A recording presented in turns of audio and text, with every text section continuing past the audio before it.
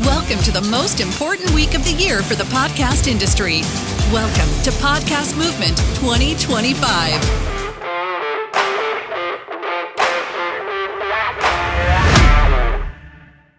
Well, salutations everyone and welcome. If you are not near a packet that says start here, if you want to participate in smelling a podcast, you are going to need to be near one of those. There's not a lot of them. I wasn't expecting this many people. So you might need to make a friend and share, okay? My name is Dawn Michelle Lewis. I am the founder and CEO of Salutations Media Co. and Mosaic Monocle. My entire life has been dedicated to the art of storytelling. Now, before I was an actor that you've never heard of or your favorite podcaster's favorite podcaster, I was a musician, and that is where my storytelling journey began. I got to learn how to tell stories without words. And then from there, I, of course, like any kid, discovered theater, right? Where music was required when words were not enough. And then we all experienced COVID, and everything I loved stopped. And that is how I got into podcasting, because I needed an outlet to tell stories, and here we are, right? Now, I am not somebody who likes to, I'm a perfectionist, and I decided in 2020 that I would have the HBO of podcasting. Obviously, that still hasn't happened, but at the very least in that time, I was able to find a business mentor who was previously the vice president of HBO. He has been very instrumental in helping me, and with his experience in legacy media and mine in live immersive theater, that is how we came to this talk today. So, everything tells a story. Now, for those of you who have a packet in front of you, if you go ahead and open it, you will find, and this is not a shameless plug, but it kind of is, my business card. And if you touch it, if I were to hand this to you, that already tells you something about me as a person and my business and how intentional I am with everything I do. And then if you look at it, you'll see that I want it to reflect me as a person, right? Believe it or not, that business card was 2 hours worth of meetings.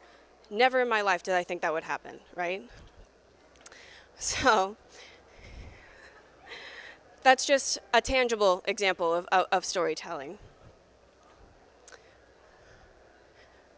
What's with the rise of interactive podcasts? Now, I'm sure you've all experienced, like on Spotify, when you can comment on a podcast, or how they're trying to get you to discuss with them off the platform, right? Your Instagram, your TikTok, your YouTube. Everything is about interacting outside of what the actual content is, right? That's not what we're talking about today. This is getting people to interact with your content while they are actually actively listening to it. So, the easiest place to start is your audio. Surprise. So that means you can add music, you can add sound effects or ambient noise, you can play with the audio space. There's a lot that you can just have fun with in your podcast. And this applies to fiction and nonfiction. Don't let the word Foley scare you. You can make your own sounds. And I know there's an attorney here, so I do need to point out that you should, if you're using music, either make sure it's public domain or you have the rights to use it. Got you. So now I will give you an example of how you can play with spatial awareness and make it really feel like you're literally in the room with your audience. What I want you to If do it works. now is close your eyes. And as I walk to your right side, you can hear me over here. You feel as if I'm right at your right. Now I walk behind you over to your left, and you can hear me over here. Now I walk far over here to your left, and as I walk, I get closer, and I open the door. And now I shut the door. Keep those eyes closed, and I'm back right in front of you, and now you can open. Now, close your eyes one more time. Got it? Good. Can you guess where I am? I'm right here. I'm so sorry. That was so easy to do to you. that was just an example of actually putting the audio in a place that makes it feel like you're in the same space as your audience, right? So now we have come to the discussion that we have been having at every conference I have been to in the past 3 years, which is videos as a podcast, right? So as somebody who comes from other levels of media, right? If you attend a play and they are showing something that's pre-recorded, are you still at a play? If you happen to see Francis Ford Coppola's Megalopolis when it was in theaters and there was a live actor interacting with the movie, were you still at a movie? Just things to think about, right? Because I do think it's possible for us to take other levels of media and integrate them with each other, and you still have a podcast. Now, I am very much an audio first kind of person, especially with podcasting, but I do understand that there are times when video is useful and it's important. And the example I have here, which is coming up, is how you can use a video to integrate with your audio without the video being the focus. And when you are introducing new mediums to your audience, it is on you as the creator to make sure that you teach your audience how to interact with your show. So in this case, it will be a visual that will tell you. And this example is fiction. However, I do think there are use cases for it in nonfiction podcasting.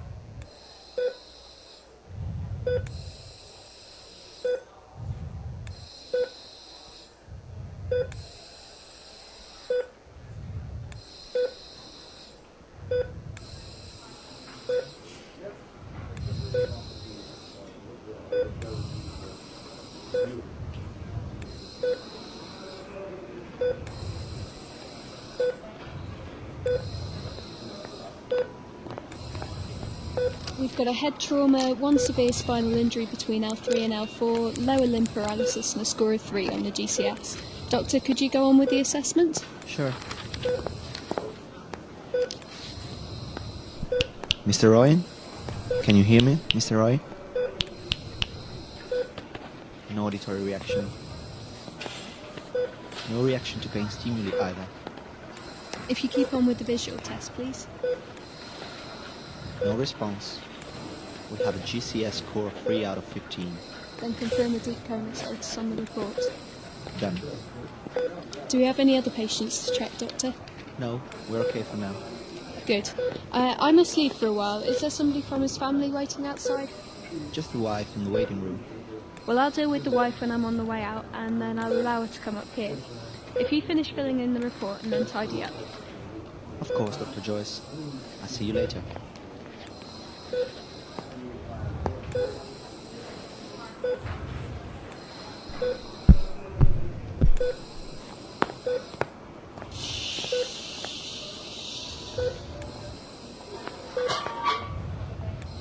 Come in, Mrs. Roy.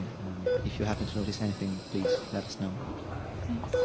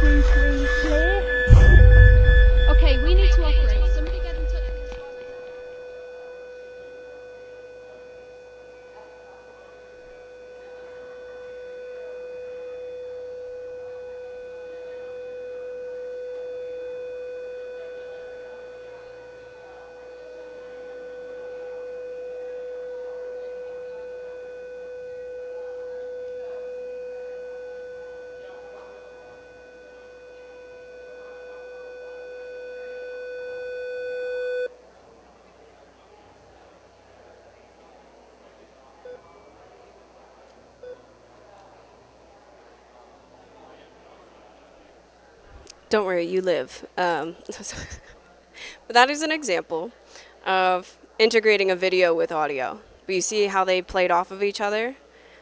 And you got to be the protagonist. I'm so sorry you were in the hospital. I couldn't tell you why. Now here's the fun part. So you want to smell a podcast? Why would you even bother wanting to smell a podcast? It's absolutely ridiculous, and that's kind of why I'm here. So you may or may not know this, your olfactory is the strongest neurological pathway to your brain. That's your emotions and your memory, right? That's why, for that past example, if I had like these packets that you have in front of you and had some kind of medicinal smell, that would have just enhanced that experience, right? However, I know I just said medicinal smell and something came into your brain. Whether it was the smell of alcohol, cleaning materials, you understand the medicinal hospital smell, right? It's in there. So, why would you even bother with smell, right? It's one of those things, like Hershey Park, Disney World, you walk in, you know where you are because of what it smells like. Believe it or not, as somebody who's local to Hershey, it does actually smell like chocolate in the city. So I always know when I'm in Hershey, even if I'm not paying attention to the signs, right? Sorry, this is really ridiculous. I have an example next of how you can integrate smell into your podcast. So if you have a packet in front of you, go ahead and open it. There are instructions just in case some of you decided to jump ahead of me. Go ahead and open your first one. You will be going through 3 different scents in this journey. And the example I'm using is from my own podcast, Dawn of an Icon. I know, because that is a nonfiction podcast, okay? So you are going to go on a walk with me through the city of Harrisburg. And we're just friends chatting it up, all right? There are 3 times that you will smell these things. I know I made it very difficult to open them, and I apologize. Don't inhale it to your face. Just wave it. Just let it waft. Share it with your friend. And yeah, so when you walk in, you're going to smell the bookstore. We're going to stop at the crosswalk. You will smell the Broad Street Market. And then as you continue, we're going to end in a pub. You ready?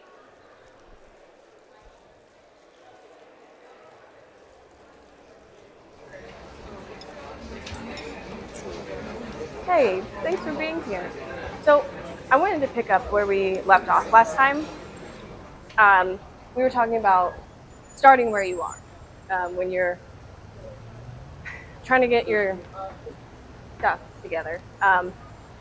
And this isn't unsolicited advice because you asked. So one of the things I started doing is I'm a chronic people pleaser, and one of the most difficult things for me to accept was what you think of me is none of my business. It doesn't mean I don't care what you think. It just means first impressions, you get one, right? And I know I have historically given really bad ones. So I'm not going to say I'm like an expert in second impressions. I screw up those a lot too. You just have to keep in mind that you are a human, you're imperfect, and the best thing that you can do is just do better the next time, right? So, thanks for having this chat with me. I really appreciate your time. Congrats, y'all just smelled a podcast. You might be the first audience to ever do that. So thank you for indulging me. I did unintentionally make those. Are you smelling all 3 at the same time? Also, kudos to those of you who just blindly went into that. I could have put in a garbage truck, all right? And you just stuck those right in your face. Obviously, I can make the packaging easier next time. But you got to walk through the city of Harrisburg with me, and we're in Texas, so thank you for joining me on that journey. Now, I did try to implement some of the other things I was discussing, like adding sound design and Foley, because I can tell you right now, listen, that microphone is from TikTok, and it actually picked up my voice way better than I thought it was going to. I was expecting way more ambient sound naturally. Nope. I had to go in and add all of that, right? But you had no idea. You thought we were actually just walking through the city of Harrisburg. Same goes with that book, the coffee shop bookstore. It's actually very quiet. It's like a library in there. It just happens to smell like coffee, so I added that sound. This bar, you can see it's empty, okay? If you look in the background, there's nobody there. It was 11:30 on a Saturday morning, and the people who were in there decided, because I did this like 6 takes, and I didn't tell anybody what was happening. So when we were done, they all just applauded. It was really embarrassing. And this was all for you, okay? So realistically, no, I do not expect people to actually start incorporating smells into their podcast. Like, by all means, if you want to have like a fancy candle that you want your listeners to buy and then they're supposed to like smell it while they're listening to your podcast, go for it. It's all about association, right? But that is just one more way that you can make your shows immersive. Ultimately, the purpose of me talking about the future of storytelling is that I want nothing more than for people to be way more intentional in what they're putting into their show. Whether that's what you're actually talking about, who you're talking to, or even, like I said, adding ambient sound or music just to make it more intentional, like you actually care about what you're talking about, what stories you're trying to tell. As somebody who has built my life on storytelling, I take it as it is my purpose and my job to remove somebody from their life for a little bit, right? We are in, like it or not, you're in the entertainment industry now, okay? As a podcaster, your job is to pull people away from their reality, whatever that is. Whether you're trying to teach them something new, you're telling them a bedtime story, you're just shooting the breeze with your friends, right? It is our responsibility to help other people take a break from their own reality, right? On that note, do we have any questions, comments, thoughts, concerns, tangents, tirades? I use a Mentimeter. Can you hear me? Everyone else can hear me, right? Can you hear in here? Yes. Test 1, 2, 3. Now I have them. Okay, can you hear me now? Yes. Okay. So I use Mentimeter, which is a way of the first thing they do is they hit a map, and they can push pin where they are located. And I keep that Mentimeter live forever so that every new person can come in and have some interaction. They can answer questions, they can ask questions, and they won't get answered because it's kind of a live stream sort of capability, but I've created it so that it lives on and endures. And when you started out, that's exactly what I was thinking. But now I'm going to incorporate new things like, remember this song? And I don't even have to play it. They'll remember it, right? Heard it through the grapevine or whatever. They're going to get it right in their head. Or that Sharky Shark song. Uh-oh, now I did it. You did it. Okay, so I think a lot of people are wanting to figure out how to get this into their experience. So great, it's awesome. But have you ever looked at Mentimeter? No, but now I'm going to. Yeah. Okay. Hi.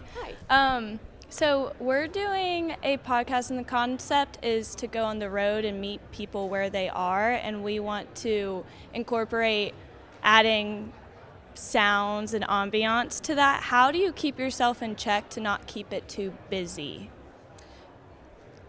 Honestly, you just have to keep listening to it, back to it yourself. It's very much take note of your reality and what's actually happening around you. So like, even though, yes, I added city sounds and, the sound of a crowd and other things like that, that's what was actually happening around me. It just wasn't picked up in the microphone.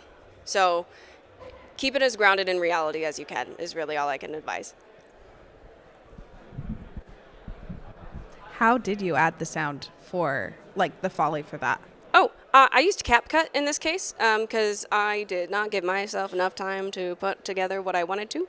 But they do have, because that's another thing with sound design is just like with music, some of it is copyrighted. So I made sure I found something that was just regular ambient noise. And I just looked up city sounds. Very simple. Pop it in, and then you just have to play with the levels yourself and decide, okay, well, am I too loud? Am I not loud enough? It's really just a to each their own kind of thing. But always make sure that if you are adding sound design under your voice is still higher level-wise. Yeah. Hi, so I am in the process of creating a narrative audio drama, and I wanted to incorporate kind of like the first video that you did with like the surround sound and like the, I guess, spatial sound. Yeah. How did you go about doing that? Did you use like multiple microphones, or did they use multiple microphones, or was there any other method? This is one I did a few years ago, so it was just editing and everybody's on their own track. I do know that they make spatial microphones so that if you have multiple actors in a room, it is set up so that you can actually like act around it. I don't know if Dolby's here, but they are very good to discuss. There he is. He's the one. He has all those answers.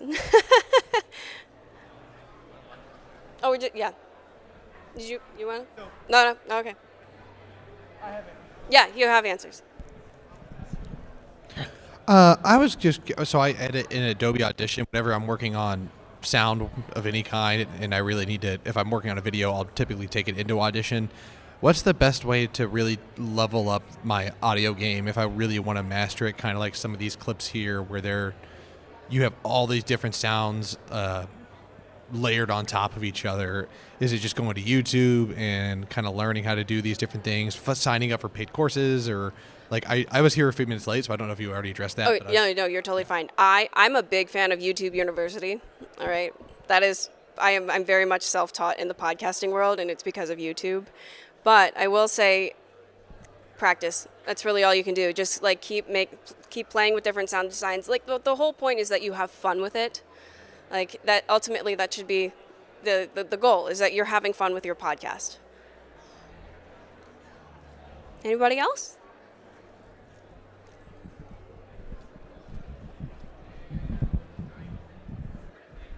Okay, you've got sight, you've got sound, you've got smell. Have you experimented with touching a podcast? Not the podcast part. You did come late, so you missed the part where you got to touch my business card.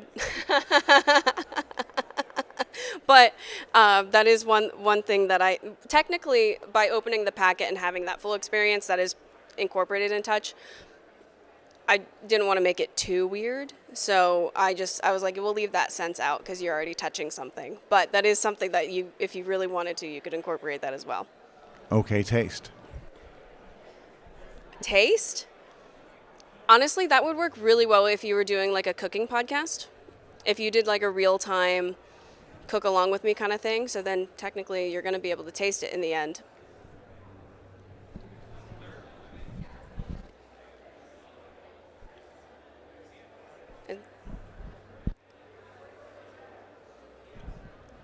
Check.